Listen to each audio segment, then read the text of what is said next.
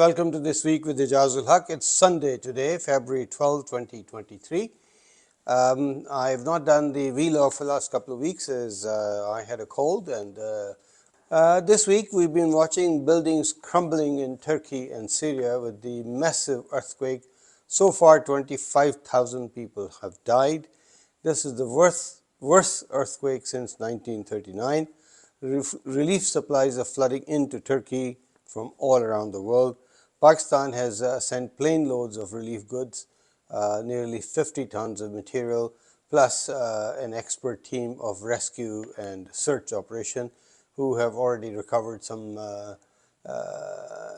children alive, and they've also recovered several dead bodies. Pakistan Army has very experienced workers in this regard who are certified by United Nations. Now, while supplies are going to Turkey in large numbers, but it seems that Syria is being neglected by most countries. Various excuses are being given that the road from Turkey to Syria is all broken up, and it's not easy to access the earthquake zone in Syria. But the funny thing is that all those planes that were bombing Syria and northern Syria, they cannot send plane loads of supplies. Well, if the roads are broken, why not send streams of helicopters from Turkey with supplies and with rescue operation? People have been buried under the crumbled buildings for days, and nobody's been there to recover them. While the West and the US is very keen to rush tanks and guns and artillery to Ukraine, but they're not willing to send relief supplies to Syria. What a shame that. On the domestic front, the Lahore High Court has issued an order to the Election Commission of Pakistan to announce the election dates and hold the elections in Punjab Assembly, which was dissolved nearly 30 days ago, and those elections have to be held within 90 days of dissolution. The government, the Election Commission, and all the other agencies were dilly-dallying about it, but the Lahore High Court has given strict instructions that by Monday the election date must be announced and the election schedule must be announced. Similar appeal is pending before Peshawar High Court, and no doubt they will follow suit, and it seems there will be elections now in Punjab Assembly and in the KP Assembly. And the problem is that the current government of PDM, Pakistan Democratic Movement, comprising mainly of Muslim League, Pakistan People's Party and JUI, they are worried about this. While the People's Party wants to contest elections, but Muslim League and JUI are terrified that they will lose many seats, so they've been trying to find excuses not to contest the elections. But anyway, the elections will go on, the constitution will be upheld, and we will find out in mid-April what the outcome of those elections is. Tentative dates for elections are April 9 for Punjab and April 16 for KP. Now, on a different note, Pakistan Navy is holding Aman 23 exercise, Peace 23 exercises. This is a biannual event. 50 countries are participating in this exercise, and the Pakistan Navy is putting up quite a good show with the world navies. In India, Mr. Modi's rich buddy, Mr.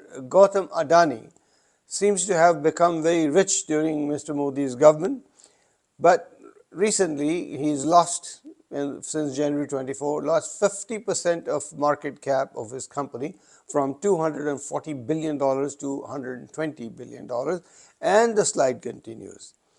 This happened after a small US firm called Hindenburg, remember Hindenburg, the ship that crashed? Hindenburg Research raised serious questions about Mr. Adani's organization and about its profitability and high debt and so on, and suddenly the crash started. Some serious questions are being asked in India about how Mr. Adani got so rich in Mr. Modi's government in such a short time, and about his close association with Mr. Modi. Cricket, Women's World Cup is being played in South Africa.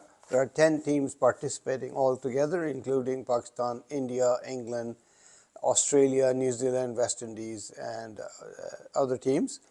Now, the Pakistan team unfortunately is not very strong, although they have defeated Indian women's team in the past in Asia Cup. But recently they played 5 T20 matches in Australia and lost all of them. But let's hope they do a little better. Their junior team, the under-19, which played in the World Cup recently, also in South Africa, did extremely well. So hopefully the senior team has picked up some pointers from the junior team and will perform. However, the chances of making the semi-final are rather remote. The biggest exciting cricket extravaganza in Pakistan is starting from tomorrow. That's the PSL Season 8. There are 6 teams in PSL, and this is a highly competitive cricketing tournament. Not as rich as the India's IPL, but the quality of cricket is very high. In these teams, there are almost all Pakistani players participating, and there are 36 foreign players who are also participating. Matches will be played in Lahore, Multan, Karachi, etc. And people are waiting with bated breath. Tickets have already been sold out, and it promises to be a very exciting tournament. Now, finally, the Chinese sent a balloon over the United States, which flew over US for several days, and which stunned the Biden administration. They kept looking at it and wondering what to do with it. So it almost took them 5 days to come to a conclusion, and eventually they shot it down over the coast of Carolinas. This balloon was 200 feet tall, or in circumference, and it carried a payload of 1 ton. And the balloon has since been shot down, so obviously it was collecting some data over the United States, and it was kind of an in-your-face effort by the Chinese. I guess instead of sending planes, they're sending balloons. I wonder if the Chinese managed to erase all the data before it was shot. Thank you. That's all for today. Bye.